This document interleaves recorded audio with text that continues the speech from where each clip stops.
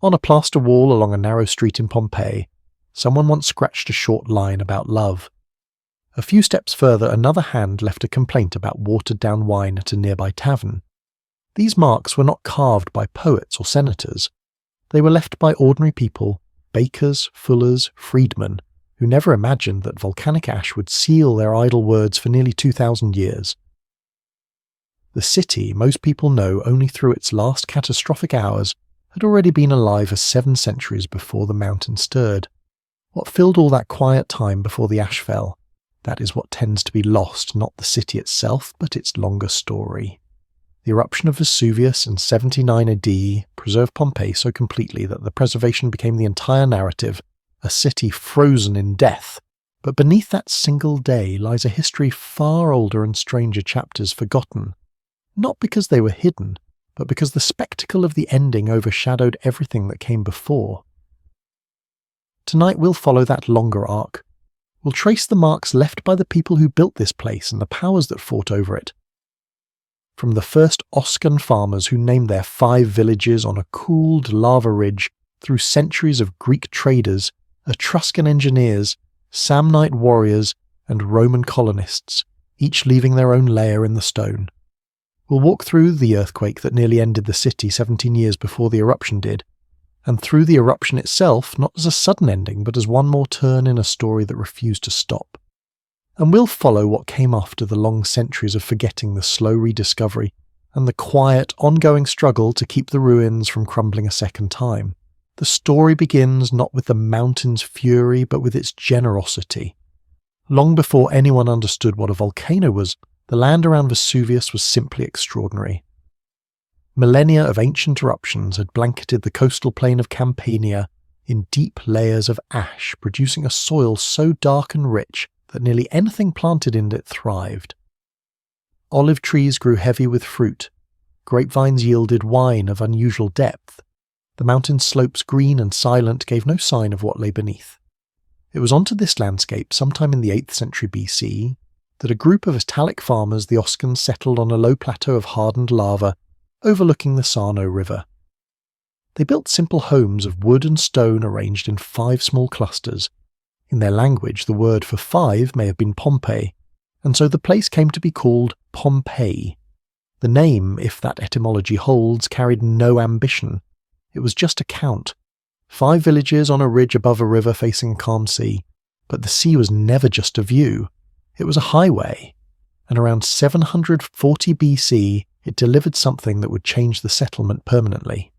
Across the bay, Greek colonists founded the city of Pompeii, the first Greek settlement on the Italian mainland. These were not farmers. They were mariners and merchants from a civilization far older and more complex than anything the Oscans had encountered. They looked at the mouth of the Sarno and saw not a riverbank, but a port, a gateway into the fertile interior of Campania. What the Greeks brought was not merely goods, fine painted pottery, elegant bronze vessels, smoother olive oil, but a different way of seeing. Oscan craftsmen who had shaped plain functional vessels for generations now studied intricate painted scenes of gods and heroes.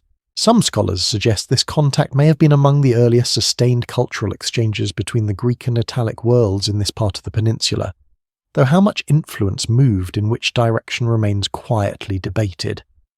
What is clear is that by the 6th century BC, a grand Doric temple stood on a prominent bluff overlooking the bay, built in a purely Greek style, in a town that was not Greek at all.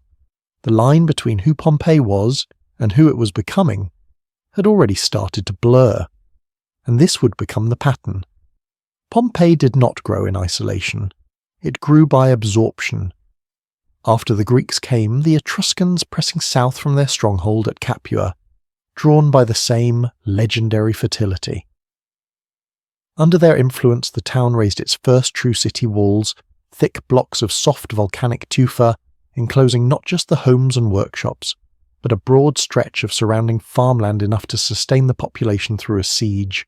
Then Etruscan power broke in a naval defeat off Cumae in 474 BC, and a long stillness settled over the town until the Samnites, a warlike mountain people who shared the Oscans' own deep ancestry, swept in and remade the city once more.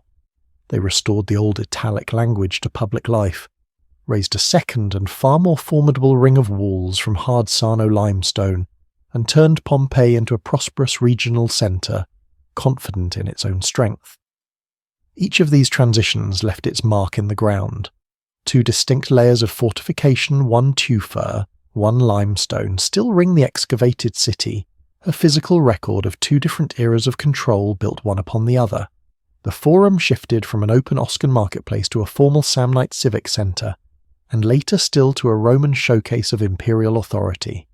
Temples changed their dedications as the gods of one ruler gave way to the gods of the next. Pompeii's stones, if read carefully, hold not one story but several, each written over the last, never quite erasing what came before. Then Rome arrived, not as a trading partner or a cultural influence, but as a force that consumed everything in its path. The Samnite Wars dragged on for more than half a century. Pompeii's men marched out to fight. Its harvest was stripped for the war effort. When the struggle finally ended around 290 BC, the city was absorbed, not destroyed, but diminished. It became a socios, an ally, with obligations, but without real power. For 200 years, Pompeian soldiers fought and died, building an empire they had no share in. When they finally rose in rebellion during the social war of 91 BC, Roman siege engines left scars on the northern limestone wall that are still visible today, marks that speak not of the eruption but of the longer, slower violence of politics and empire. It is that longer story the one most visitors walk past without recognizing that we'll try to hear tonight. Not the roar of the volcano, but the centuries of quieter sound beneath it. The creak of trade ships docking at the mouth of the Sarno, the slow grinding of cultures pressing against one another, leaving residue in language and architecture in the very layout of the streets. The ash preserved all of it, not just the final day, but the accumulated evidence of everything that came before. And so we begin where the city itself began, with the mountain, long before it was a threat, when it was still only a gift, 5 villages on a lava ridge. Sometime in the 8th century BC, on a low spur of hardened lava above the Sarno River, a group of Italic farmers pressed the first posts of their homes into volcanic earth. The plateau was not high, perhaps 30 metres above the surrounding plain, but it was enough to see the river below the sea beyond it and the green slopes of the mountain that rose behind everything like a wall against the northern sky. The soil beneath their feet was almost black. It held moisture longer than any ground they had known in the hills, and when they turned it with wooden tools it gave back more than they had any right to expect. These were the Oscans, or at least that is the name later history would assign to them. Whether they called themselves that, or whether the identity we now label Oscan had fully formed at this early date, remains one of those questions that the archaeological record does not quite answer. What the ground does confirm is that people were here and that they stayed. They built in clusters. Not one village, but 5, spread across the plateau in small groupings of wood and stone huts. Each cluster likely housed an extended family or kinship group, and together they formed a loose community connected by shared land and shared labour. In the Oscan language, or in the dialect that would become Oscan, the word for 5 may have been Pompeii, and from that small, unambitious number the settlement is thought to have drawn its name. Pompeii. Not a boast, not a prayer, not a dedication to a god, just a count. 5 clusters of people trying to make a life between a river and a mountain. The mountain itself was the silent author of everything around them, its eruptions stretching back millennia before any human memory had deposited layer upon layer of ice and volcanic ash across the Campanian plain. This was the source of the soil's extraordinary fertility, a richness that could not be replicated by irrigation or technique alone. The Oscans did not understand the geology. They only understood the yield. Olive trees planted in this earth grew thick and strong, producing fruit heavy enough to press into oil that would in time become a valuable commodity. Grapevines took hold with similar vigour, yielding a dark, potent wine that later Roman writers would mention with a mixture of appreciation and caution. But the mountain gave more than soil. Its ancient lava flows had cooled into stone hard enough to build upon, and its forests dense with oak and pine offered timber for homes, for fences, for the slow work of turning a temporary camp into a permanent settlement. The Sarno River cutting through the plain below provided freshwater fish, and a natural route to the coast. It was by the standards of the ancient Mediterranean a remarkably complete landscape. Almost everything a community needed to survive was within walking distance, and yet for all its generosity this was not an isolated paradise. The river did not only flow outward, it also invited things in. Its mouth opened onto the Bay of Naples, one of the most active maritime corridors in the ancient world. For the moment, the Oscan villagers lived within a bounded world, the mountain behind the river, below the fields between. Their concerns were seasonal rains, sun harvest storage. They built no walls, they raised no temples of cut stone. Their religious life, so far as we can reconstruct it, centered on open-air shrines and the veneration of natural forces, the spring, the grove, the hearth. There is something almost fragile about this early Pompeii. 5 small villages without defences, without monumental architecture, without writing. A community defined not by what it displayed, but by what it grew. It would be easy to see this phase as merely a prelude, a blank page, before the real history began. But that would be a misreading. The choices made in these earliest generations, where to settle, how to organise, what to cultivate, created a foundation that every subsequent power would build upon. The plateau the Oscans chose would remain the city's footprint for 700 years. The crops they planted, olive and vine, would become the basis of Pompeii's commercial identity under Greek, Samnite and Roman rule alike. Even the orientation toward the river and the sea, a relationship that began as simple convenience, would eventually draw the entire Mediterranean world to their doorstep. For now, though, the world was small. The Oscans tended their groves, stored their grain, and watched the seasons turn above the plain. The mountains stood quiet. The sea was just a band of light on the horizon, and if ships passed in the distance, they carried nothing yet that concerned the people on the ridge. That would change. Around 740 BC, the horizon shifted. Across the bay, on a rocky promontory to the northwest, a group of Greek colonists from the island of Euboea established the settlement of Cumae, the first permanent Greek city on the Italian mainland. These were not farmers looking for soil. They were sailors looking for position. And with their arrival, the quiet world of the 5 Oscan villages began slowly and irreversibly to open. The sea brought more than goods. What did the Oscans make of the first Greek ship that entered the mouth of the Sarno? No record survives, and perhaps none was ever made, but the encounter, whenever it came, marked the beginning of a transformation that would reshape every aspect of life on the plateau. The Greeks who had settled at Cumae around 740 BC were not content to stay on their promontory. They were traders by instinct and by necessity, and the Bay of Naples was not a destination for them, it was a network. Every river mouth was a potential port, every fertile hinterland a source of raw material that could be shipped back across the sea. The Sarno flowing calmly into the bay from the rich volcanic plain was exactly the kind of gateway they sought. It offered a sheltered anchorage where the river met the coast, and beyond it easy access into the agricultural heartland of Campania. For the Oscans, whose world had until now been bounded by the mountain and the plain, the appearance of these strangers must have been bewildering. These were not hill people or herders from a neighbouring valley. They were mariners from a civilization that measured its history in centuries, and they carried with them objects and ideas unlike anything the villagers had encountered before. The trade that developed was at its most basic level an exchange of abundance for refinement. The Oscans had what the land gave them: surplus grain from the volcanic soil, timber from the mountains' forests, and the crude but plentiful output of their olive presses and grape harvests. The Greeks wanted all of it, particularly the timber, which was essential for building and repairing the ships that sustained their colonial enterprise. In return, they offered the products of a world the Oscans had never seen. Fine pottery arrived, first vessels painted not with simple geometric patterns, but with elaborate scenes drawn from a mythology of gods, heroes, and monsters that had no equivalent in the Oscan tradition. These were not merely containers. They were windows into a different universe of thought, a visual language that told stories the Oscans had no framework to interpret but could not help being drawn to. Alongside the pottery came bronze vessels of a quality and elegance that made local metalwork look primitive. and oil and wine produced with techniques that yielded smoother, more delicate flavours than anything the volcanic soil had yet produced on its own. But the quiet revolution lay not in the goods themselves, but in what they carried beneath the surface. Trade once established is never purely material.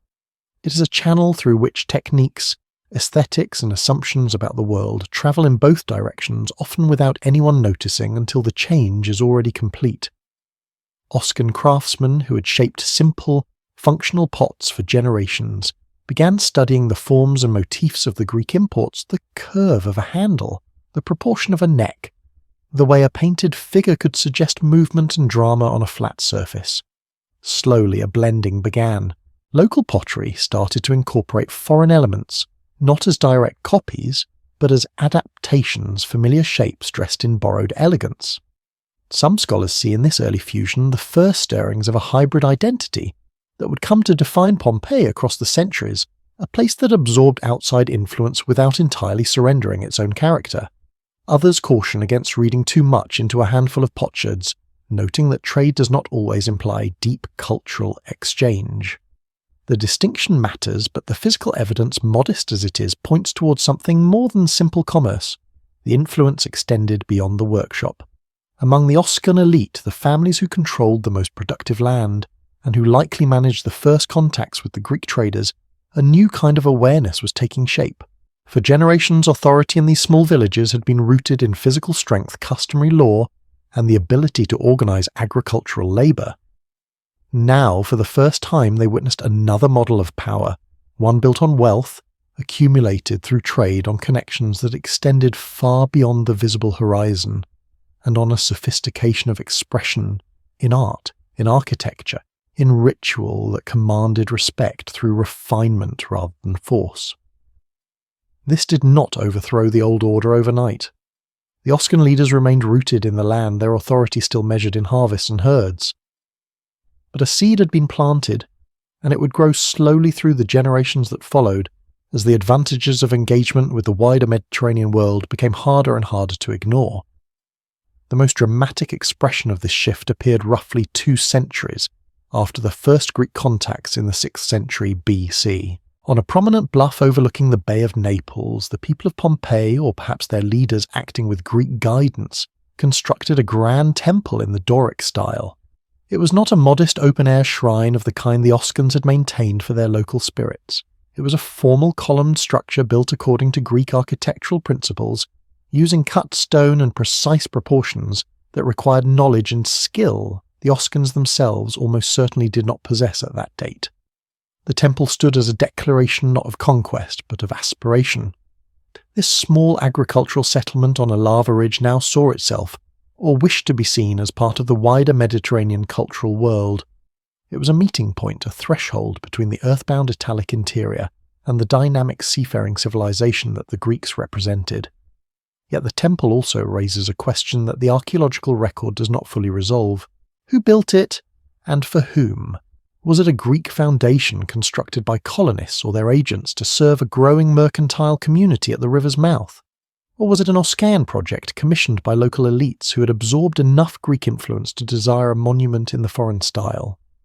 The answer may lie somewhere between the two, a collaborative effort reflecting a community that was no longer purely one thing or the other. The temple's very existence suggests that by the 6th century BC, the old boundary between Oscan and Greek had become permeable in ways that neither side may have originally intended. Pompeii was not yet a city in any formal sense. It had no walls, no written constitution, no monumental civic centre. But it was no longer a collection of farming villages either. It was becoming something new, a place shaped by contact, by exchange, by the slow gravitational pull of a civilization that had arrived by sea and quietly rearranged everything it touched. The Greeks, however, were not the only power watching Campania with interest. From the north beyond the hills that ring the plain, another civilization was gathering strength, one that would impose a very different kind of order on the land the Oscans still called home. The order that came from the north. In the middle of the 6th century BC, while the Doric temple on the bluff still gleamed with fresh limestone, a column of soldiers and merchants moved south through the passes above Campania. They were Etruscans, a people whose heartland lay in the rolling hills of central Italy between the Arno and the Tiber, and they came not as raiders but as organisers. Their civilization was by the standards of the Italian peninsula remarkably advanced. They built planned cities with drainage systems and paved roads. Their artisans produced metalwork and pottery of extraordinary sophistication. Their engineers understood fortification water management and the disciplined extraction of agricultural wealth from conquered territory. And now, drawn by the legendary fertility of the Campanian plain, they were expanding south, with a deliberate systematic ambition that neither the Greeks nor the Oscans had anticipated. Their anchor in the region was Capua, a powerful inland city that became the centre of Etruscan authority in Campania. From Capua, their influence radiated outward through a network of dependent towns and allied settlements, each drawn into an economic and political orbit that was less about cultural persuasion as the Greek model had been, and more about administrative control. Pompeii, sitting at the mouth of the Sarno with its access to both the fertile plain and the sea, was an obvious prize. The settlement was pulled into the Etruscan sphere, and the nature of that incorporation is worth pausing over. The video narrative we are following describes it as not a violent conquest, but a political and economic alignment, and that may well be accurate, but it is also an interpretation shaped by the absence of evidence rather than its presence. No ancient text records how the Etruscans took control of Pompeii. No destruction layer in the archaeological record points to a battle or a siege. The silence is suggestive, but silence can mean many things, and the line between voluntary alignment and coercion, applied with a light hand, is not always visible in the ground. What is visible, however, is what changed once the Etruscans arrived. The agricultural output of the region was organised on a larger and more systematic scale. Trade along the Sarno became more regular, more profitable, and more closely tied to the broader Etruscan commercial network that stretched from the Po Valley in the north to the Greek colonies in the south. Pompeii's role shifted from that of a small agricultural community with occasional Greek contacts to a functioning node in a regional economy managed from Capua. Wealth increased, and with wealth came vulnerability. It was under Etruscan influence, and possibly under direct Etruscan supervision, that Pompeii began constructing its first true city walls. These were not modest fences or earthen banks. They were built from blocks of tufa, the soft but workable volcanic stone that the mountain's ancient eruptions had deposited across the landscape. The circuit they traced was remarkably generous, enclosing not only the settlement's core of homes and workshops, but also a broad swathe of surrounding farmland. The logic was practical and far-sighted. In the event of a siege, the population would have food within the walls. It was the thinking of people who understood war, who had seen what happened to towns that could not feed themselves behind their own defences. The tufa walls were the first monumental construction in Pompeii's history that was not religious. They were a civic project, a collective investment in survival, and their scale tells us something important about what Pompeii had become by the mid-6th century BC. This was no longer a loose scatter of farming villages. It was a town with enough population, enough wealth, and enough strategic value to justify the enormous labour of fortification.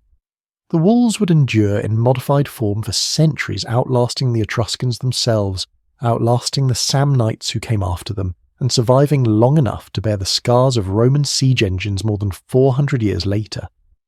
But the Etruscans wanted more than the inland plain. They wanted the bay, and that ambition brought them into direct and ultimately fatal conflict with the Greeks, who controlled the coast.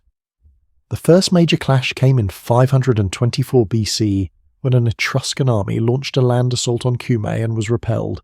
For half a century after that defeat, a tense equilibrium held two powers, watching each other across the fertile ground between them, neither strong enough to dislodge the other. Then, in 474 BC, the Etruscans struck again, this time by sea. They sent their fleet against Cumae in what was meant to be a decisive blow. It became one instead, but not in the direction they had intended. The naval battle ended in complete Etruscan defeat, and with it their hold on Campania collapsed. The ships that had carried their ambitions sank or fled, and the administrative network that had connected Capua to its dependent towns, Pompeii among them, unravelled in the aftermath. The Etruscan withdrawal left Pompeii in a strange condition. The organising force that had brought structured trade and prosperity was gone. The Greek victors, for their part, did not rush to fill the vacuum. Their power was coastal and maritime, not suited to governing inland agricultural towns. What followed was a period of stagnation that the archaeological record reflects in the absence of new construction, the thinning of imported goods, and the general quieting of a settlement that had for a few generations been connected to something larger than itself. The trading ships that had crowded the river's mouth became rare. The inland roads, once busy with merchants moving goods between Capua and the coast, fell silent. Pompeii was becoming a provincial backwater, overshadowed by more powerful neighbours and cut off from the networks that had sustained its brief period of growth. The Tufa walls still stood, though, and the soil was still rich. And somewhere in the mountains to the east, a people who shared the Oscan's own deep ancestry were gathering the strength to come down from the highlands and claim what the Etruscans had left behind. The mountain people come home. The double wall that still encircles much of excavated Pompeii is not one structure but two, and the difference between its layers tells a story that no ancient writer bothered to record. The inner ring is built from tufa, soft, pale, volcanic, the same defensive circuit raised under Etruscan guidance in the 6th century BC. But around it, encasing it like armour fitted over an older frame, stands a second and far more imposing barrier, twin walls of hard grey Sarno limestone, the space between them packed with a massive core of compacted earth and rubble. This was not a repair or a modest upgrade. It was a complete reimagining of what a city's defences could be, a rampart built by people who understood siege warfare not from theory, but from generations of living it. The builders were the Samnites, and their arrival in Campania marked the end of the long stagnation that had followed the Etruscan collapse. The Samnites were a confederation of fiercely independent tribes whose homeland lay in the rugged Apennine mountains of south-central Italy. They were herders, farmers, and above all warriors, people shaped by terrain that rewarded toughness and punished complacency. Their connection to the Oscans who had first settled Pompeii was not incidental. They shared a common linguistic and ethnic ancestry, both branches of the broader Oscan-speaking peoples of the Italian interior. When the Samnites moved down from the highlands and took control of Campania sometime in the 5th century BC, it was not, at least in cultural terms, entirely a foreign occupation. It was something closer to a reunion, though one conducted on terms that the lowland Oscans had not chosen. The mountain people brought with them a martial discipline and a political cohesion that the scattered farming communities of the plain had never possessed, and they imposed both with the quiet confidence of people who had earned their authority through harder living than anyone on the coast could imagine. One of the first and most visible changes was linguistic. Under Greek and Etruscan influence, the public life of Pompeii had gradually absorbed foreign words, foreign customs, and foreign gods. These Samnites reversed this drift. Oscan, the old Italic tongue that had been spoken in the 5 original villages, was restored to prominence in government and religion, and in the formal transactions of civic life. This was not merely a practical adjustment. It was a statement of identity, a deliberate reassertion of a heritage that centuries of outside influence had slowly eroded. The people of Pompeii were being told in their own ancestral language who they were supposed to be, and the fact that this restoration came from conquerors who shared that language gave it a legitimacy that as purely foreign imposition could never have claimed. Behind the new limestone ramparts, Pompeii began to change in ways that went far beyond defence. Stability bred prosperity, and prosperity bred ambition. The Samnite elite, enriched by the extraordinary agricultural output of the volcanic plain, and by the revival of trade along the Sarno, began to build on a scale that the old Oscan villages had never attempted. The grand houses of this period, sometimes called the Samnite mansions, were substantial stone residences, organised around central atriums with plastered walls, tiled roofs, and an attention to domestic comfort that reflected both wealth and a growing sophistication of taste. These were not the huts of hill farmers. They were the homes of a ruling class that had learned to appreciate the finer things that Campanian life could offer, even as they maintained the martial values of their mountain origins. The tension between those two impulses, the warrior's discipline and the landowner's refinement, would define Samnite Pompeii for the next 2 centuries. The Forum, too, was transformed. What had been a somewhat informal open space used for markets and occasional public gatherings was reshaped into an organised civic centre, a proper heart for a proper city. The principal temples were maintained and embellished, their dedications reflecting a religious life that blended old Oscan traditions with elements absorbed from Greek and Etruscan contact. Public life became more structured, more ritualized, more conscious of itself as something worthy of architectural expression. Pompeii was no longer a settlement that happened to have walls around it. It was a city, a thriving regional hub with a complex identity woven from Oscan roots, Greek cultural influence, Etruscan administrative legacy, and Samnite military strength. The archaeological record from this period suggests a community at the height of its confidence, secure behind its double walls, rich from its fields and its trade, and convinced that the forces which had shaped it were now firmly under its own control. That confidence was not entirely misplaced, but it rested on an assumption that would prove dangerously wrong. The assumption that the political map of Italy had more or less settled into its permanent form. The Samnites controlled the interior highlands and much of Campania. The Greek cities held the coast. Smaller Italic peoples filled the spaces between. It was a patchwork, but it was a familiar one, and for the generation that raised the limestone walls and built the grand houses, it must have seemed as stable as the mountain on the horizon. They could not have known that far to the northwest, on the banks of the Tiber, a city was growing, that did not think in terms of balance or coexistence. Rome was not interested in finding its place within the existing order. It intended to replace that order, entirely absorbing every rival, every ally, every neutral neighbour into a single expanding system of control.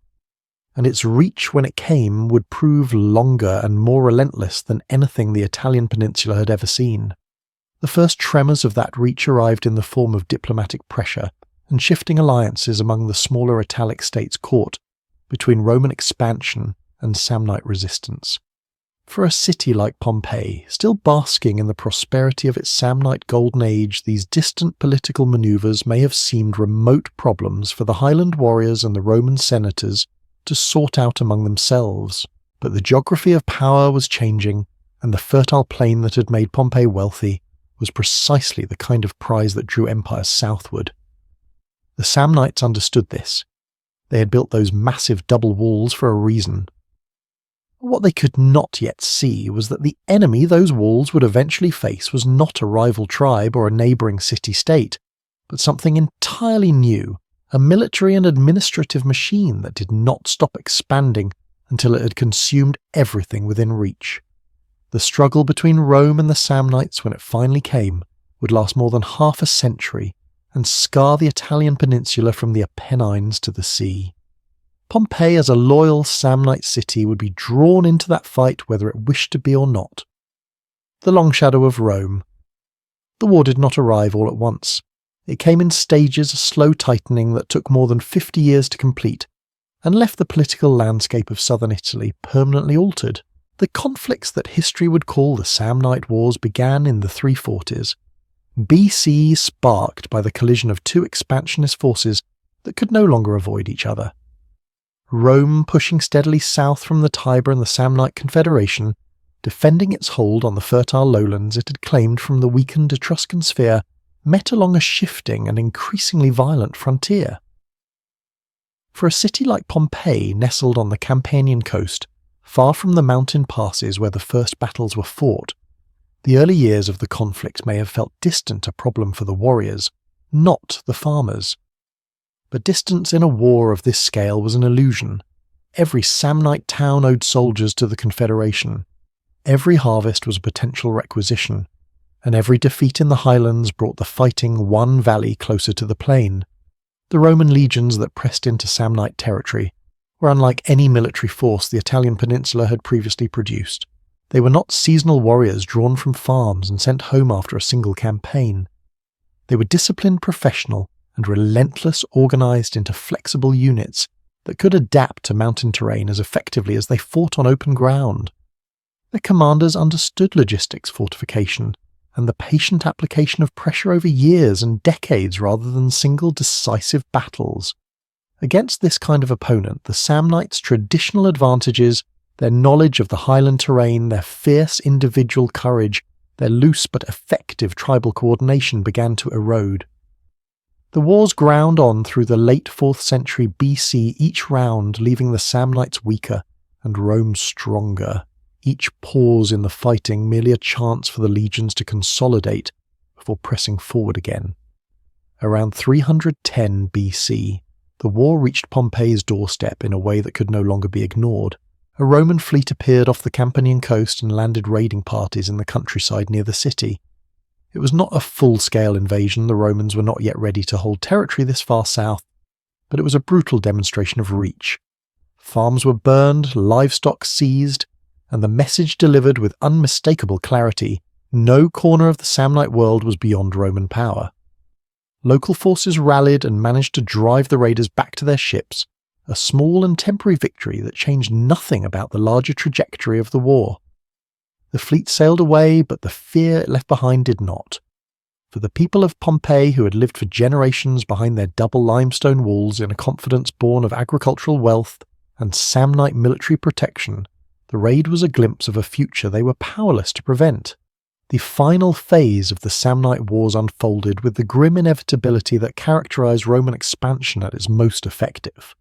One by one, the Samnite strongholds in the mountains fell. Alliances that had held the confederation together for generations crumbled under the combined pressure of military defeat and Roman diplomacy, which was often more effective than Roman swords. By 290 BC, the last organized Samnite resistance had been broken, and the confederation that had controlled the highlands and much of Campania for 2 centuries ceased to exist as an independent political force.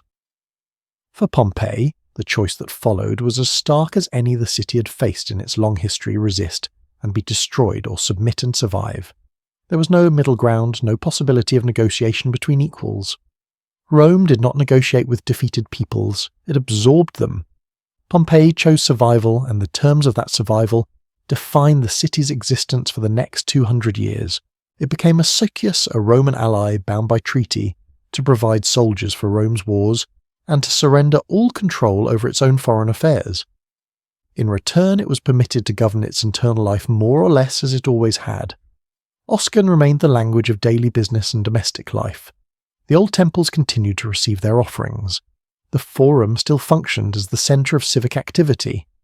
From the outside, Pompeii might have looked much the same as it had under Samnite rule, but the reality beneath the surface was fundamentally different. The city no longer controlled its own destiny. Its young men marched away to fight in wars. They had no voice in declaring campaigns in Greece, in North Africa and Spain, building an empire whose rewards they were excluded from sharing. The wealth that flowed through the Mediterranean increasingly enriched Roman citizens, Roman merchants, Roman senators, while the allied cities that supplied the manpower received little beyond the guarantee that they would not themselves be conquered. This arrangement held for roughly 2 centuries, and during that time Pompeii prospered in material terms even as it simmered with political frustration. Trade revived under the stability of Roman dominance. The city's elite built the first public baths, commissioned elegant new temples, and constructed a grand theatre that became the centrepiece of civic life, a space for performance, for gathering, for the expression of a cultural identity that was increasingly shaped by Roman models even as it resented Roman authority. The theatre itself is a telling artifact. It was built in the Greek style, reflecting the deep cultural roots that still ran through Campanian life, but its social function as a space where the community gathered under the watchful eye of its leading families was thoroughly Roman. Pompeii was becoming, almost despite itself, a city caught between what it had been and what Rome required it to be. The resentment that accumulated over those 2 centuries was not unique to Pompeii. Across the Italian peninsula, allied cities shared the same grievance they fought. Rome's wars bled for Rome's expansion and received nothing in return: no citizenship, no political representation, no share in the spoils of empire. It was an imbalance that every generation felt more keenly than the last, and by the early 1st century BC, the patience of the allies had worn dangerously thin. When the Roman Senate refused once again to extend citizenship to its Italian partners in 91 BC, the accumulated frustration of 200 years finally broke through the surface. The allied cities rose in rebellion, and Pompeii, loyal, prosperous, quietly furious, Pompeii rose with them. What the stones cannot say, how much of what we have just traced is history and how much is story. The distinction matters more than it might seem, because the narrative of early Pompeii from the Oscan settlement through the Etruscan period and into the Samnite Golden Age rests on a surprisingly thin foundation of hard evidence. The archaeological record provides fragments, layers of wall styles of pottery, the outline of a temple, the absence of a destruction horizon. From these fragments, scholars have constructed a coherent sequence of events: contact, influence, conquest, transformation, that reads with the satisfying logic of a well-told tale. But coherence is not the same as certainty, and there are places in the story where the ground beneath our confidence is softer than it appears. Consider the name itself. The explanation offered in most accounts that Pompeii derives from the Oscan word Pompeii, meaning 5 reflecting the original 5 villages, has a pleasing simplicity. 5 clusters of huts become a settlement, and the settlement takes its name from the count. It is neat, intuitive, and widely repeated. But it is not the only etymology that has been proposed. Some linguists have connected the name to an Oscan root related to pump, with slightly different phonetic values, while others have suggested links to Greek or even pre-Italic language families. The honest answer is that we do not know with certainty where the name came from. The 5 villages explanation may be correct, it lines well with the archaeological evidence of dispersed early settlement. But it remains a hypothesis, not a fact, and the confidence with which it is typically presented sometimes exceeds the evidence that supports it. The detail is small, but it touches something larger: our tendency to prefer explanations that are elegant over those that are merely possible. A similar ambiguity surrounds the question of Etruscan control.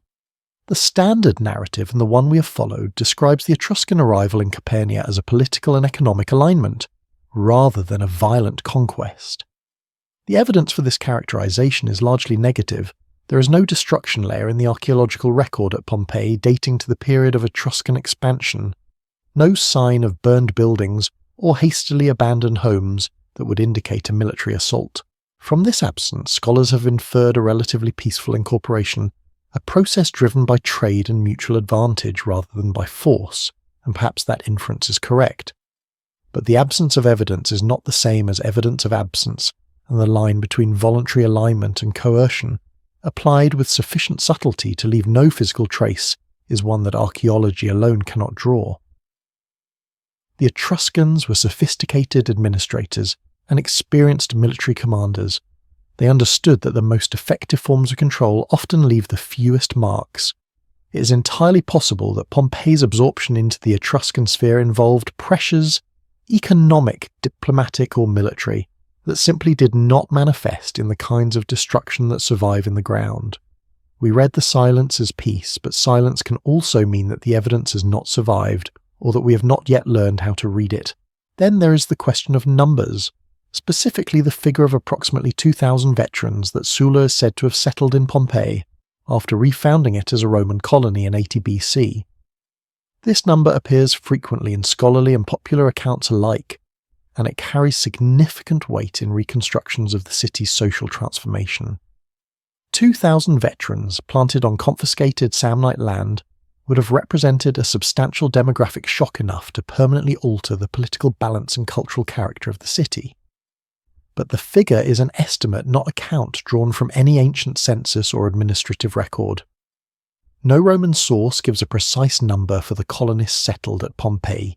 The estimate is derived from comparative analysis, the known size of veteran colonies elsewhere, the probable capacity of the confiscated land, the scale of Sulla's demobilization program, and while it is a reasonable inference, it carries a margin of uncertainty that is rarely acknowledged.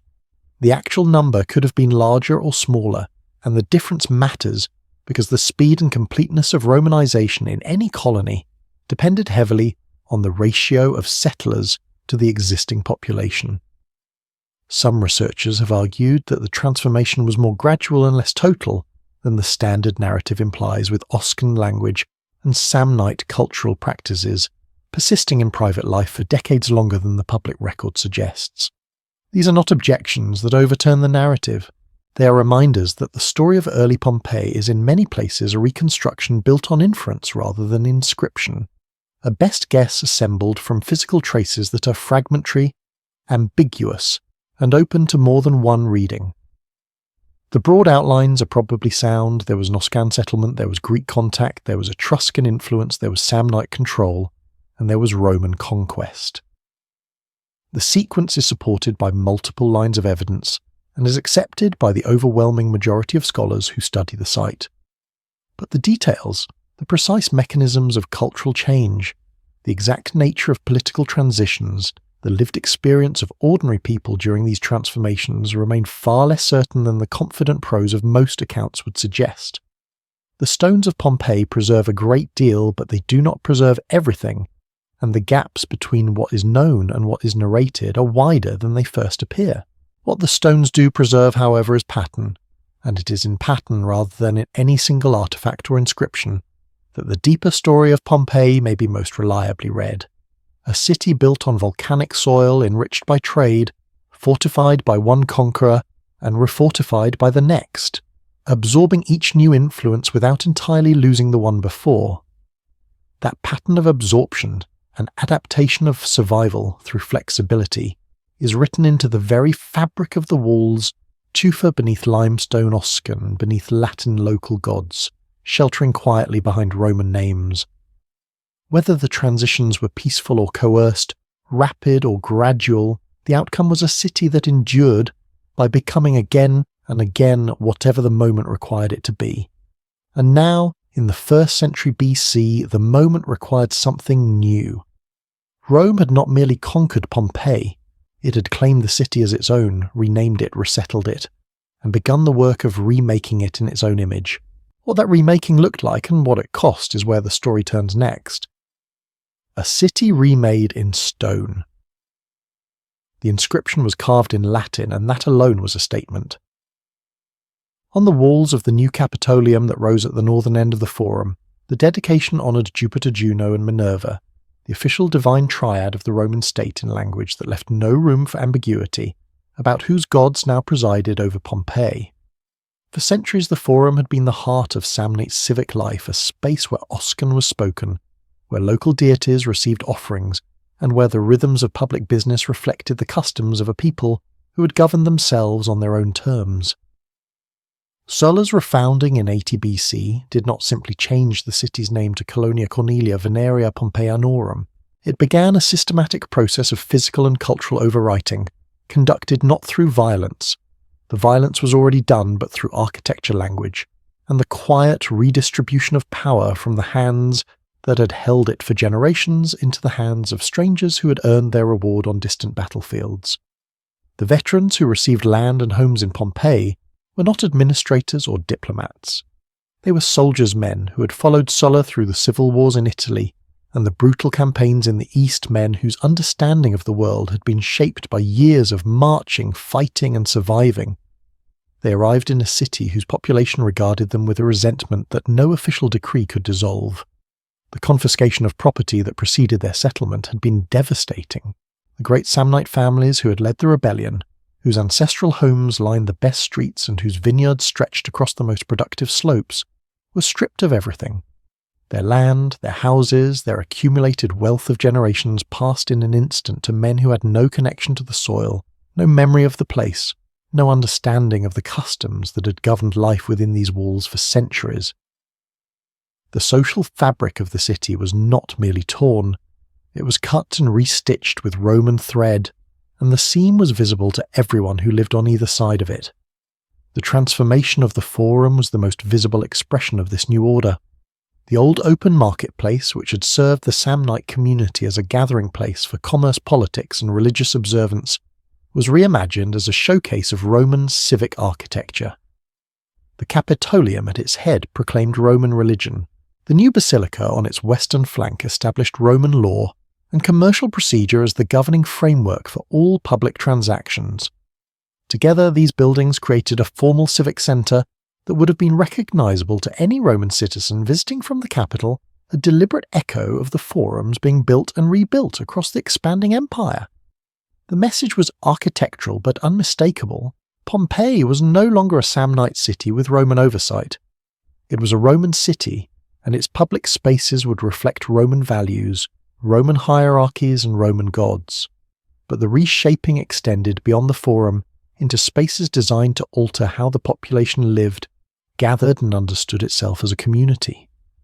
The forum baths constructed in this period introduced a Roman institution that was as much social as hygienic, a place where citizens of different ranks could share the same heated water, the same conversations, the same daily ritual of cleansing and leisure. For the Samnite population accustomed to their own bathing traditions, the Roman bathhouse represented something subtly coercive, an invitation to participate in Roman life that was also implicitly a demand to abandon the habits of the old one. The baths were pleasant, even luxurious, and that was precisely the point. Romanization did not always arrive as a command. Sometimes it arrived as a comfort, and comforts are harder to resist than orders. The amphitheatre, built on the city's southeastern edge in approximately 70 BC, served a different but complementary purpose. It was among the earliest permanent stone amphitheatres in the Roman world, a vast elliptical arena capable of holding the city's entire population for the spectacle of gladiatorial combat. The games were not merely entertainment, they were a ritual of communal identity, a shared experience that bound spectators together across the divides of class origin and political allegiance. In a city as fractured as post-colonial Pompeii, where resentful Samnite families lived alongside triumphant Roman veterans, where Oscan was still whispered at home while Latin dominated the forum, the amphitheatre offered something that no law or temple could provide: a space where everyone watched the same spectacle, cheered for the same fighters, and felt for a few hours like members of the same community. The violence on the sand was real, but the unity in the stands was the deeper purpose. Some scholars have suggested that the early construction of this amphitheatre, ahead of many larger and wealthier Roman cities, reflects the particular urgency of Pompeii's social situation, a colony where the need to forge a single identity from two hostile populations was more pressing than in places where conquest had been less personally felt. Beside the old large theatre, a smaller roofed structure appeared, the Odeon, designed for music, poetry, and more refined cultural performances. Its construction alongside the amphitheatre reveals something about the aspirations of the new colonial elite. Pompeii was to be a city of both spectacle and sophistication, of blood sport and literary culture, of the sword and the lyre. The pairing was not accidental. It reflected a Roman ideal of civilized life that balanced the martial with the aesthetic, and its physical expression in stone was intended to demonstrate that this colony, however troubled its origins, was capable of producing a community worthy of the name Roman.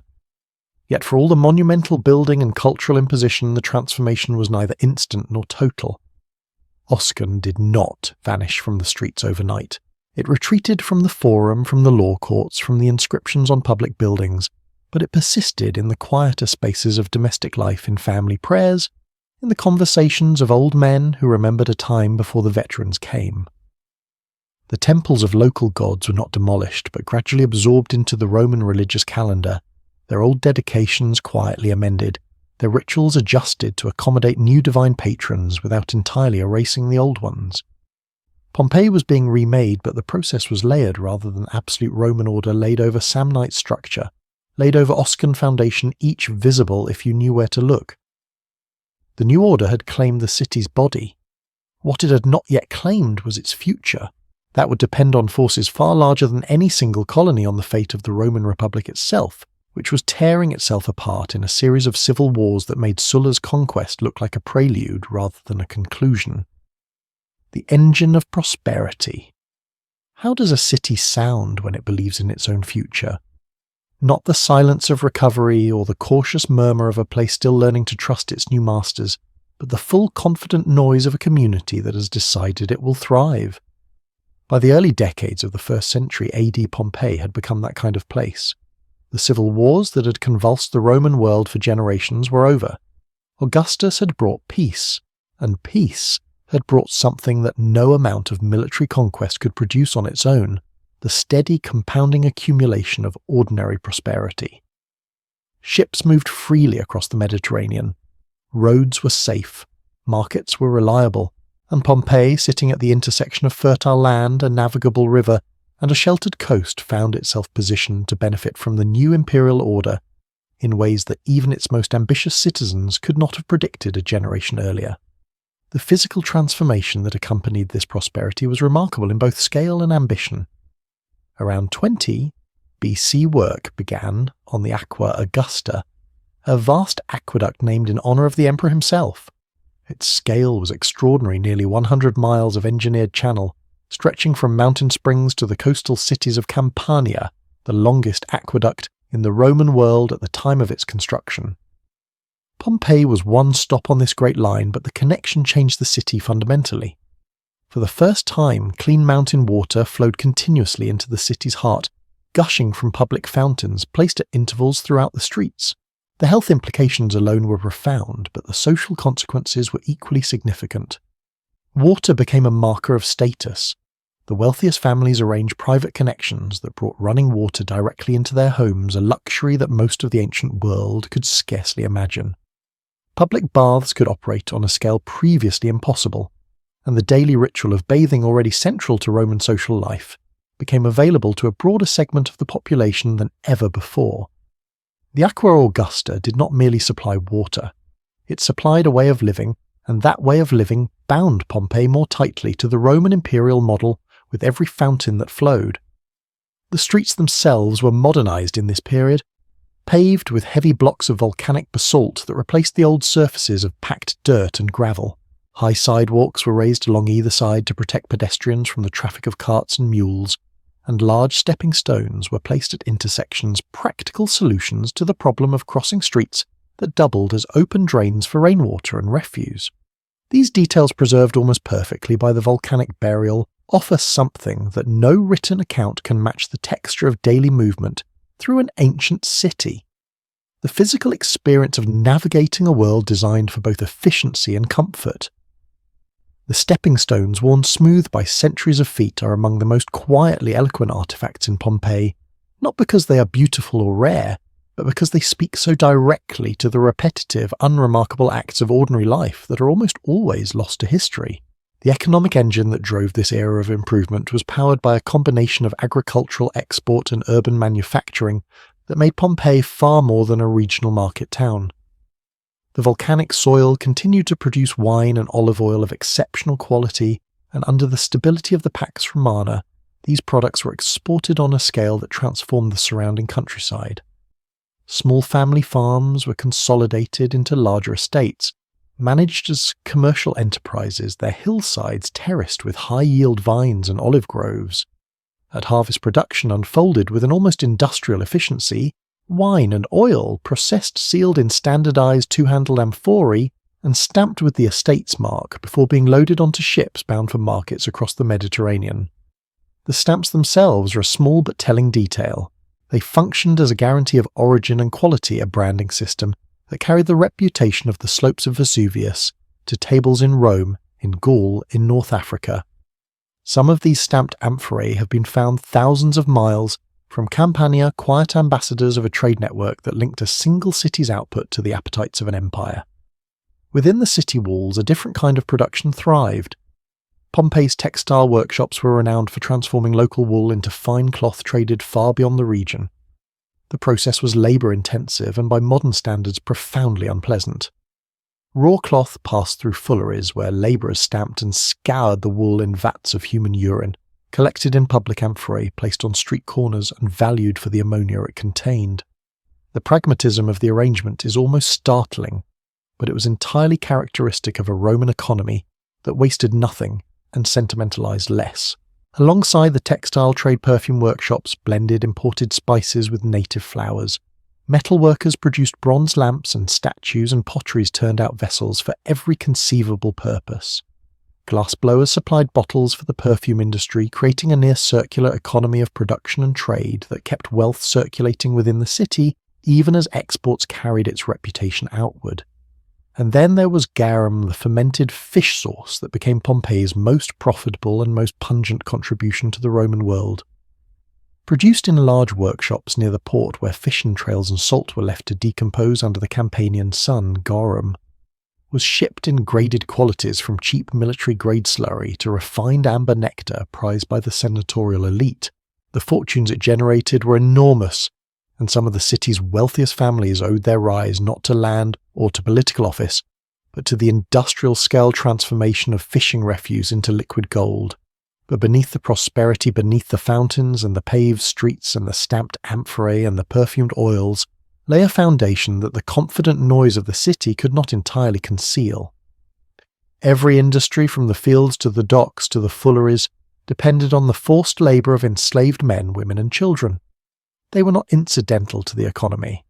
They were its essential mechanism, the invisible workforce, whose uncompensated toil made possible the visible wealth that adorned the city streets and filled its merchant ships.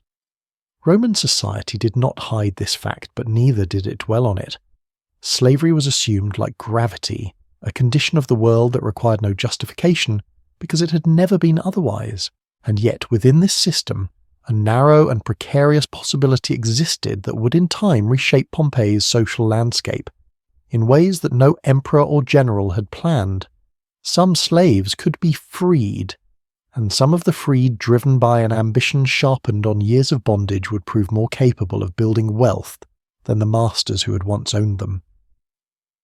That possibility, and the transformation it would eventually produce, lay just on the other side of a catastrophe that no one in the busy, prosperous, confident city saw coming. The ground beneath their feet. On a warm day in the year 59 AD, the amphitheatre that Sulla's colonists had built to unify their fractured city became the site of its deepest humiliation. A wealthy sponsor had organised a magnificent set of gladiatorial games, and the event drew enormous crowds not only from Pompeii, but from the neighbouring city of Nuceria, a rival whose relationship with Pompeii had long been coloured by the kind of petty, simmering hostility that thrives between communities close enough to compete, but too proud to cooperate. The stone seats filled to capacity with a dangerously divided crowd, Pompeians on one side and Nucerians on the other, separated less by physical barriers than by the volatile chemistry of civic pride and alcohol. The trouble began, as it often does, with words. Taunts flew across the seating sections, escalating from insults to thrown objects to open brawling that spread through the stands like fire through dry timber. The spectacle on the arena floor was forgotten, replaced by a real and chaotic violence that spilled out of the amphitheatre's gates and into the surrounding streets. The Nucerians, caught in hostile territory and outnumbered, were overwhelmed. By the time the fighting subsided, the dead lay scattered on the ground, and Pompeii had a crisis on its hands that no local authority could resolve. The appeal went directly to Rome. A delegation of grieving Nucerians journeyed to the capital to lay their case before Emperor Nero, and the Senate launched a formal investigation into what was deemed a serious breakdown of public order. The verdict was decisive, and the punishment calculated to wound where it would hurt most. Pompeii was banned from holding gladiatorial games for 10 years. The sponsor of the fateful event and those found to have incited the violence were sent into exile. For a city whose identity was bound up in the communal spectacle of the arena where social hierarchies were displayed, political ambitions advertised, and civic pride performed before the roaring crowd, the ban was not merely an inconvenience. It was an amputation. The amphitheatre stood silent, its great stone arches empty, while the rest of the city continued its daily business around the hollow space, where its most passionate public life had been. The forum still filled with merchants each morning. The baths still steamed. The temples still received their offerings. But something essential was missing, a rhythm interrupted, and the city that had grown so confident in its own vitality was reminded with quiet brutality that its pleasures existed at the pleasure of Rome. 3 years after the ban was imposed on the 5th of February in 62 AD, a different kind of punishment arrived, one that no emperor had decreed and no senate could have prevented. The people of Pompeii were accustomed to the earth's small movements. Minor tremors were a familiar part of life in the shadow of Vesuvius, brief shudders that rattled pottery on shelves and sent ripples across the surface of water in fountains before passing as quickly as they came. This one began like the others, but did not stop. The shaking intensified, building from a tremor into a sustained rolling force that seemed to have no limit. People rushed into the streets and found no safety there. Falling debris from upper stories rained down while the ground itself lurched beneath their feet. Then the city began to break apart. The Forum, the monumental heart that successive rulers had built and rebuilt over centuries, suffered catastrophic damage. The basilica's columns cracked and toppled. The Capitolium collapsed into ruin. Across the residential quarters, houses were reduced to rubble, or left standing but dangerously unstable. Their walls cracked through and their foundations shifted. The Aqua Augusta, the great aqueduct that had transformed daily life by bringing clean mountain water into the city, was damaged along its route, and the fountains went dry. For days afterward, aftershocks continued to shake the weakened structures, each tremor bringing fresh collapses and driving the terrified survivors into open spaces where they huddled together, afraid to return to homes that might fall on them in the night. When the shaking finally stopped, the people of Pompeii faced a devastation unlike anything in their collective memory. They did not understand it as a geological event. That framework of explanation belonged to a future still centuries away. To them, the earthquake was an act of the gods, a sign that the sacred compact between the city and the divine powers that protected it had been broken. The terror was not only physical but spiritual, and the question that hung over the ruined streets was not merely how to rebuild, but whether the gods would permit rebuilding at all. It was in this atmosphere of fear and uncertainty that the first of the city's quiet social revolutions began. The old aristocratic families, the land-owning elite whose names had governed Pompeii for generations and whose wealth, derived from broad estates spread across Campania, looked at the shattered city and made a calculation. Their fortunes were not tied to this single place. They had villas elsewhere, investments elsewhere, social connections that extended far beyond the walls of one damaged town. Faced with the enormous cost of reconstruction and the lingering dread of divine displeasure, many of them simply left. They did not abandon their Pompeian properties outright. Some retained nominal ownership, but they withdrew their presence, their energy, and their willingness to invest in a city that the gods themselves seemed to have rejected. Into the vacuum they left behind stepped a class of men who had no such luxury of choice. The freedmen, former slaves who had purchased or been granted their liberty, and who had built their fortunes through the relentless energy of commerce, rather than the quiet accumulation of inherited land, were bound to Pompeii in a way the old aristocracy was not. Their workshops, their trade networks, their customer relationships, their entire economic existence was rooted in this one city. They could not leave, and so they did the only thing available to them. They began to buy. The shattered villas of the departing aristocrats, worth a fraction of their former value, were acquired by men whose grandfathers had been property themselves. It was a transformation that no law had intended, and no reformer had demanded, a redistribution of wealth and social power, driven not by ideology, but by catastrophe. By the simple fact that the people with the deepest roots in the city's daily economy were the ones who stayed when everyone else who could afford to leave had gone. The earthquake had broken the city's buildings. What it also broke less visibly, but no less completely, was the old social order that had governed life within those buildings for centuries. And in the 17 years that remained before the mountain delivered its final judgment, the new Pompeii that rose from the rubble would be shaped by hands that the old Pompeii would never have permitted to hold such power. The mountain wakes. 17 years is not a long time, but it was enough to change the face of a city. By the summer of 79, AD Pompeii existed in a state of layered recovery, some parts gleaming with fresh plaster and vivid paint, others still standing as hollow shells waiting for attention that might never come. The new elite had stamped their presence on the main streets with restored villas and thriving commercial properties, their walls adorned with frescoes in the latest fashionable style, the so-called Fourth Style, with its theatrical architectural fantasies and delicate mythological panels. Deeper in the residential blocks, ordinary families had rebuilt, with pragmatic resolve, patching walls with salvaged brick and timber, restoring their homes, room by room, in a patchwork of old and new that spoke of survival rather than ambition. And in the forgotten corners, abandoned houses crumbled quietly, their owners long departed their doorways, slowly filling with the debris of neglect.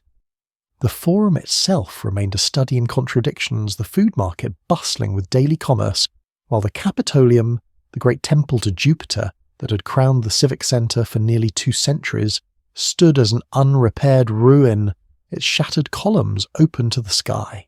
The new central baths were rising on a demolished city block. their skeleton of arches and vaulted chambers promising a complex grander than anything Pompeii had known. But the project was still years from completion. The Aqua Augusta, damaged in the earthquake, and only partially restored, delivered a fraction of its former flow, leaving many of the old public fountains dry and most of the bathhouses shuttered. Amid this uneven recovery, the daily life of the city continued with a vitality that the physical damage could not suppress. The amphitheatre had long since reopened, Nero's 10-year ban had expired, and the games had returned to their central place in civic life, drawing crowds from across the region. Political campaigning covered the city's walls with painted slogans, endorsing candidates for magistracies, evidence of an electoral culture vigorous enough to engage not just the elite, but ordinary citizens who added their own endorsements, insults, and commentary and scratched graffiti alongside the official notices. The Thermopolia served hot meals on nearly every corner. The bakeries ground their grain and baked their bread. The fulleries stamped their cloth. The garum workshops filled their jars. Pompeii in 79 AD was not a city waiting to die. It was a city in the middle of becoming something new, its social hierarchies still settling after the earthquake's disruption. Its physical fabric still being rewoven, its people absorbed in the thousand small urgencies of commerce, politics, ambition, and daily survival that constitute ordinary life in any era. The mountain, meanwhile, had been speaking for years in a language that no one knew how to read. Minor tremors occurred with a frequency that the population had learned to absorb into the rhythm of daily life. Brief shudders that rattled dishes and cracked plaster, but caused no serious alarm. Springs and wells that had flowed reliably for generations went dry without explanation. These were symptoms of a geological process unfolding deep beneath the surface, where a body of magma was slowly rising through the fractured rock building pressure against the sealed throat of a volcano that had not erupted in living memory, had not erupted in fact for so many centuries that the very concept of Vesuvius as a volcano had been lost. To the people of Pompeii and to the Roman world at large, the mountain was simply a mountain, a green, vine-covered peak, whose fertile slopes produced some of the finest wine in Italy. The geographer Strabo, writing a generation earlier, had noted the volcanic character of the landscape and speculated that Vesuvius might once have contained fire, but his observation was a scholarly curiosity, not a warning. No one connected the tremors and the dry wells to the possibility of eruption, because the possibility itself did not exist in their understanding of the world. Across the bay, at the naval base of Misenum, the man best positioned to understand what was happening watched the sky with the same unknowing eyes as everyone else. Gaius Plinius Secundus. Pliny the Elder was the commander of the Roman fleet, and the author of the Naturalis Historia, a monumental encyclopedia that attempted to catalogue everything known about the natural world. He was by the standards of his time the most scientifically curious mind in the empire. He had written about volcanoes in other parts of the Mediterranean. He understood that the earth contained fire, and that this fire could under certain conditions break through the surface with catastrophic force. And yet when he looked at Vesuvius he saw only a peaceful mountain above a prosperous coast. The failure was not personal, but collective, a blind spot shared by an entire civilization that had lost the memory of what this particular mountain could do. The last major eruption had occurred roughly 17 centuries before, in the Bronze Age, burying early settlements under meters of pumice and ash, in an event so distant that it survived only in the geological record, not in any human tradition. Vesuvius had been quiet for so long that its silence had become its identity. The vineyards that climbed its slopes were planted in volcanic soil without anyone pausing to consider what that soil's existence implied. In the final days before the eruption, the tremors intensified.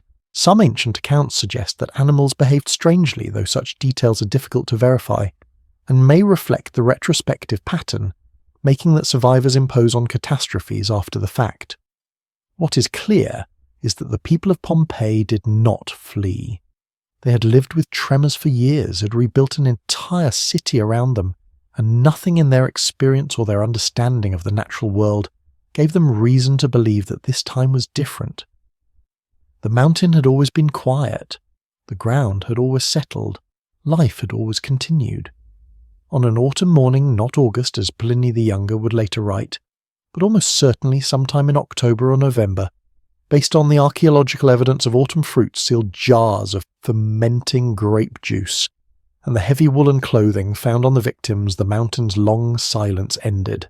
A column of gas and pulverized rock rose from the summit with a force that no one on the bay had ever witnessed or imagined climbing into the sky on a dark trunk, before spreading into a vast canopy that the younger Pliny, watching from Misenum, could only compare to the shape of a great Mediterranean umbrella pine.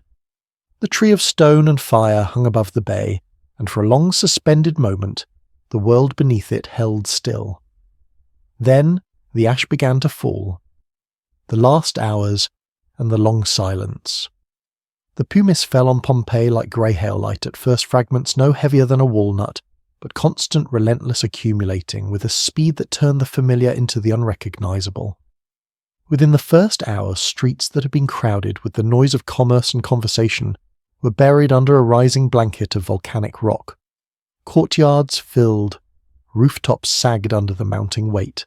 Doorways that had stood open to the morning air were slowly sealed, as the debris climbed against the walls inch by inch, until the simple act of opening a door required pushing against a weight that no human body could move. The sky above the city had vanished. The eruption column, driven by the prevailing wind, carried its vast burden of gas and pulverized stone directly over Pompeii, plunging the city into a darkness so complete that those who had fled into the streets could not see the buildings on either side of them. The air was thick with fine ash that choked the lungs and stung the eyes, and through this blindness a continuous rain of hot pumice struck the ground, the roofs and the bodies of everyone still exposed to the open sky.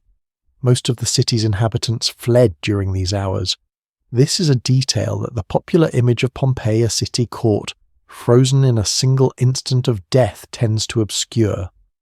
The eruption was not a detonation. It unfolded over many hours, and the early phase terrifying as it was provided enough time for the majority of the population to make the decision to leave. They gathered what they could carry: coins, jewellery, small household gods, and joined a stream of refugees that poured through the city gates and into the surrounding countryside, heading south and east, away from the mountain and the suffocating darkness. Some drove carts, some carried children, some carried nothing at all. They didn't know where they were going, only that staying was no longer possible.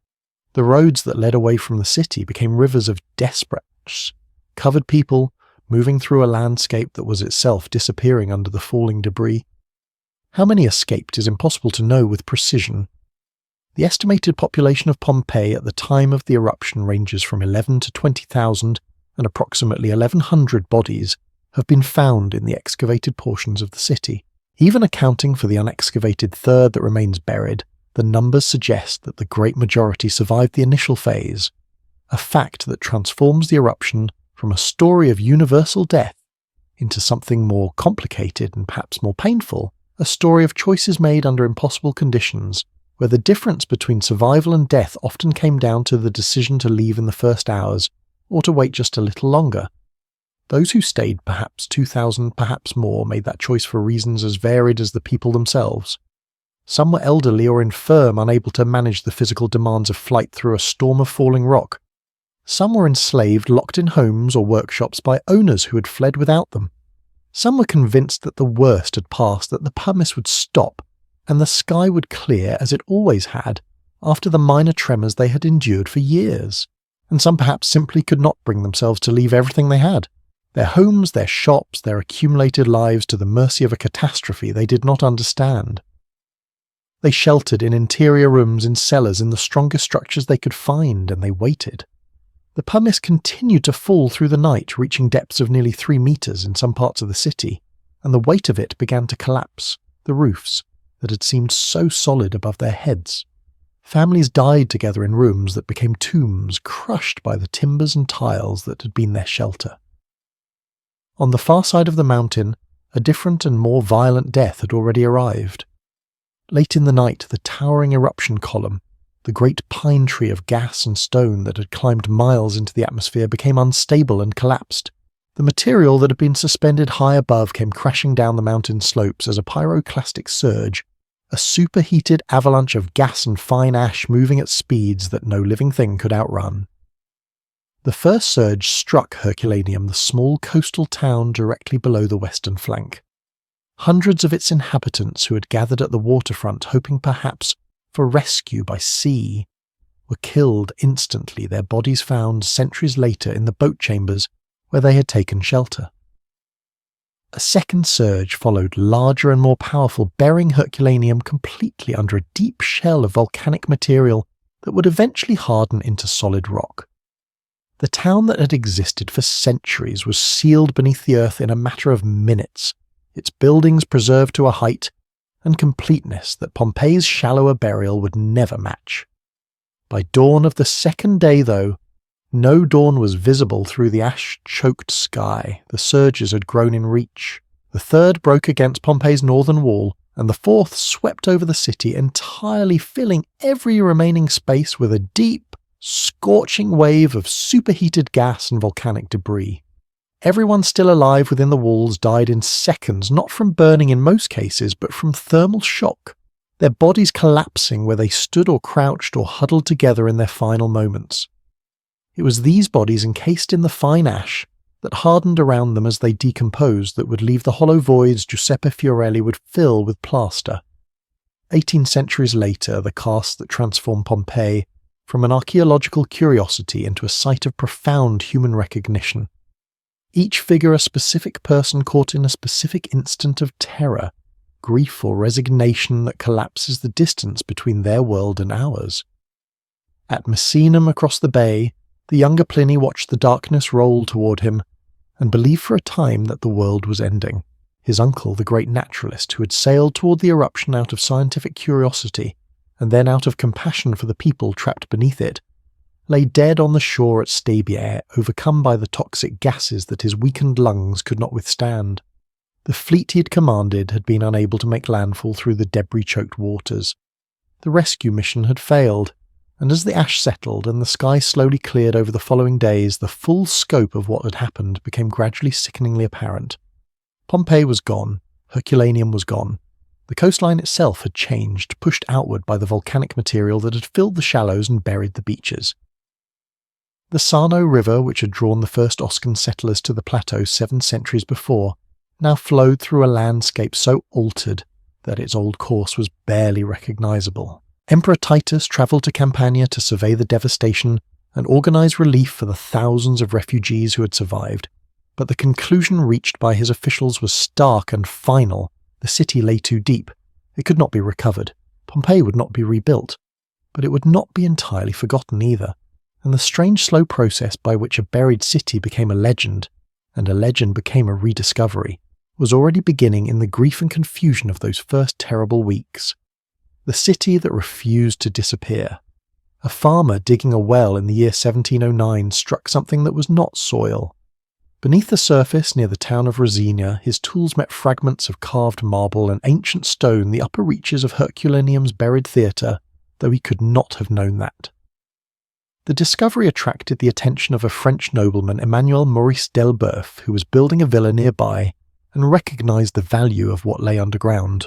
He arranged a private excavation that pulled statues and ornamental stonework from the darkness and installed them in his new residence as decorations. It was treasure hunting in its purest form, objects extracted without record, without context, without any attempt to understand the world they had come from. And yet, clumsy as it was, that well shaft was the first thread pulled from a burial that had held for more than 16 centuries. 3 decades later, when Charles of Bourbon became King of Naples, the reports of Delboeuf's finds stirred a royal appetite for classical prestige. Official excavations began at Herculaneum in 1738, under the direction of Roque Joaquin de Alcubierre, a Spanish military engineer who approached the site with the sensibility of a miner rather than a scholar. Long tunnels were driven through the hardened volcanic rock, and a steady stream of frescoes, mosaics, and bronze statues flowed from the darkness to the royal palace at Portici. The king displayed his treasures with pride, and visiting dignitaries carried sketches and descriptions back to the cultural capitals of Europe, where they ignited a fascination with the ancient world that would reshape Western art and architecture for a generation.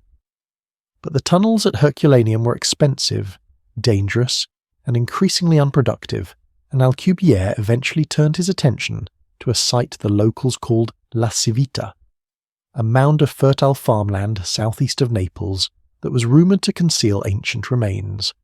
His early digs there disappointed him. The finds were modest, the treasures sparse. He moved on to other duties and left the supervision of the unpromising site to his assistant, a Swiss engineer named Carl Jakob Weber, who arrived in 1750 and quietly began to change the way the buried world was understood. Weber recognised something that Alcubierre had missed. La Civita was not buried under the deep hardite rock that encased Herculaneum. It lay beneath a shallower layer of pumice and ash material that could be carefully removed to expose buildings in the open air rather than accessed through dark tunnels. For the first time, an ancient city could be uncovered rather than burrowed into. Weber brought a scholar's discipline to the work, creating detailed architectural plans, recording the precise location of every artifact, and documenting not just the grand public buildings, but the modest homes and shop fronts that told the story of ordinary life. His approach was revolutionary, though it was not recognised as such at the time. He was still expected to deliver treasures to the king, and the value of his meticulous records was appreciated by almost no one in the royal court. But in the careful lines of his drawings and the patient notes of his excavation journals, the discipline that would become modern archaeology was slowly taking shape. The definitive moment came in 1763 when his workmen uncovered a formal inscription near a city gate, containing the unmistakable words Res Publica Pompeianorum, the state of the Pompeians. After 15 years of digging in a site that had been misidentified, dismissed and nearly abandoned, the city had spoken its own name. The century that followed brought both revelation and destruction. Pompeii became a sensation across Europe, a stop on the grand tour that drew artists, scholars and aristocrats to walk its emerging streets and sketch its painted walls. The neoclassical movement in art and architecture drew direct inspiration from the frescoes and decorative motifs uncovered in the ruins. But the site also remained for most of this period a royal quarry, its treasures stripped for palace collections and diplomatic gifts, its structures exposed to the elements without protection. It was not until the unification of Italy in 1861 and the appointment of Giuseppe Fiorelli as director of excavations that Pompeii began to be treated as something other than a source of beautiful objects. Fiorelli's reforms, excavating from the top down rather than tunnelling from below, dividing the city into a numbered grid recording every artefact in its original context, transformed the site from a mine into an archive, and his invention of the plaster casting technique filling the hollow voids left by decomposed bodies with liquid plaster to recover the forms of the dead, gave the world an image of Pompeii that no fresco or statue could match. The image of real people caught in their final moments, their postures and expressions preserved with a clarity that collapsed 2,000 years into a single unbearable instant of recognition. Today Pompeii exists in a state that its original inhabitants would find deeply strange, a city more visited in death than it ever was in life. Its silent streets walked by millions each year, its ruins the subject of ongoing conservation efforts that race against the same forces of weather, neglect and time that have been slowly dismantling the exposed structures since the first excavations began. A third of the city remains unexcavated, deliberately left beneath the ground that has protected it for nearly 2 millennia, a reserve of undiscovered knowledge held in trust for future generations, whose tools and methods may be better than our own. Above it all, Vesuvius still rises green, quiet, monitored by instruments that track every tremor and every shift in the gases that seep from its crater. More than 3 million people live in its shadow, their homes built on the same volcanic soil that drew the first Oscan farmers to the ridge above the Sarno nearly 3,000 years ago. The mountain that gave them everything has not finished speaking. It is only for now between sentences. Somewhere in the quiet of the excavated city, those scratched lines are still on the wall. The complaint about the wine, the small declaration of love. They are fainter now than when we first encountered them, worn by rain, by sun, by the hands of passing visitors, who could not resist reaching out to touch something that felt for a moment impossibly close. The plaster around the words has crumbled in places and the edges of the letters have softened as though the city is slowly exhaling the last of what it held, but the marks remain. Not because they were important, they were never important, but because the ash that buried them did not distinguish between the grand and the trivial, between the senator's dedication carved in marble and the idle graffiti of a man who had drunk too much on a Tuesday afternoon. Everything was preserved with the same indifferent completeness, and everything is now fading at the same unhurried pace. We have followed this city through a very long night, longer than the eruption, longer than the centuries of burial, longer even than the slow work of excavation that brought the streets back into the light. We trace the Oscan farmers on their lava ridge, the Greek ships entering the mouth of the Sarno, the Etruscan administrators and the Samnite warriors and the Roman veterans, who each in turn remade the city in their own image before passing it to the next set of hands. We walk through earthquake and eruption, through abandonment and rediscovery, through the clumsy treasure hunting of kings and the patient discipline of scholars who understood that a broken pot recorded in its exact location could tell a story that a golden statue torn from the ground could not. And after all of it, after the layers of wall and the layers of ash and the layers of interpretation stacked one upon the other, what remains is not a conclusion. It is a texture. The feeling of a place that accumulated meaning the way volcanic soil accumulates richness slowly, unevenly, through processes that no single generation could perceive while they were happening. Much of what we trace tonight rests on inference rather than certainty. The etymology of the name may be wrong. The nature of the Etruscan arrival may have been harsher or gentler than the silence of the archaeological record suggests. The number of veterans Sulla settled within the walls is an estimate, not a count, and the lived experience of the people who endured each transition, Oscan farmer watching, Greek ships, Samnite elder hearing Latin in the forum for the first time, freedman signing the deed to a villa his former master had abandoned, is something that no excavation, however careful, can fully recover. The stones preserve shape. They preserve position. They preserve in the haunting plaster casts even the posture of a body in its final moment. But they do not preserve what it felt like to be inside that body, inside that moment, inside a life that was ordinary and complete before the ash made it symbolic. That gap between what is preserved and what is lost is not a failure of archaeology. It is simply the nature of time, the way it keeps some things and releases others according to a logic that no one has ever been able to predict or control. And perhaps that is enough. Perhaps a story does not need to be complete to be worth holding. Perhaps the fragments honestly presented with their rough edges and their unanswered questions are more trustworthy than any smooth and seamless narrative could ever be. One question lingers, and it is not one that requires an answer tonight. The mountain is still there. Its slopes are still green. Its soil still grows the same crops that the Oscans planted nearly 3,000 years ago. And more than 3 million people still live within its reach, building their homes on the same ground, trusting the same silence that every previous generation trusted before them. Whether that silence is peace or patience is something that only the mountain knows, and it has never been inclined to share its plans in advance. Let that question rest now. Let it settle the way ash has settled slowly, softly, covering the sharper edges of the evening without erasing them. The city is quiet again, as it has been quiet for most of its long existence. The graffiti on the wall is still legible if you lean close enough. The stepping stones in the street are still worn smooth by feet that crossed them 20 centuries ago. And the mountain, as always, stands behind everything green and patient and full of whatever it is that mountains are full of when they are not speaking. You have walked a long way tonight, traveller, through centuries of stone and silence, through the rise and fall of powers whose names the soil barely remembers. There is nothing more to carry from this place. No lesson to hold, no conclusion to keep. Only the quiet that comes after a long story has been told, and the night has opened up around it wide and still and welcoming. Let your breathing slow. Let the weight of the centuries lift. The city sleeps beneath its ash, and you may sleep now too gently, easily, the way the earth rests between its long and patient seasons.